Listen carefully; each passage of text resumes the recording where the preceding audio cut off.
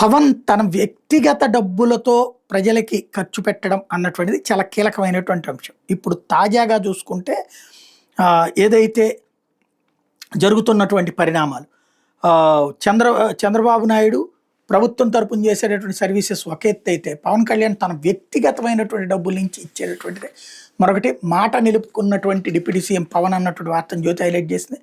నంద్యాల జిల్లాలోని మారుమూల గ్రామానికి ఇచ్చినటువంటి మాటను ఉప ముఖ్యమంత్రి కొణిదెల పవన్ కళ్యాణ్ నిలబెట్టుకున్నారు. తన ఇంటి పేరుతో నా గ్రామానికి 50 లక్షల చెక్ అందజేశారు. భవిష్యత్తులో మరింత అండగా ఉంటారని ప్రకటించారు.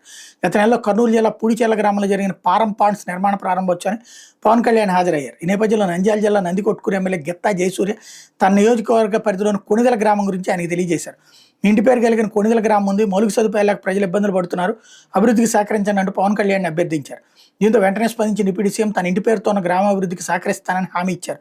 ఇచ్చిన మాట ప్రకారం కొణిదెల గ్రామాభివృద్ధికి తన వ్యక్తిగత నిధుల నుండి 50 లక్షల చెక్కు నంద్యాల జిల్లా కలెక్టర్ రాజకుమార్కి పంపారు. కలెక్టర్ మంగళవారం విలేకరుల సమావేశంలో వివరాలు వెల్లడించారు.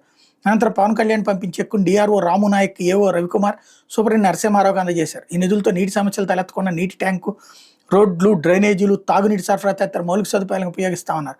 పవన్ కళ్యాణ్ తమ గ్రామం మీద చూపిన ఆదరాభిమానులకు కొణిదెల గ్రామ ప్రజలు సంతోషాన్ని వ్యక్తం చేస్తున్నారు.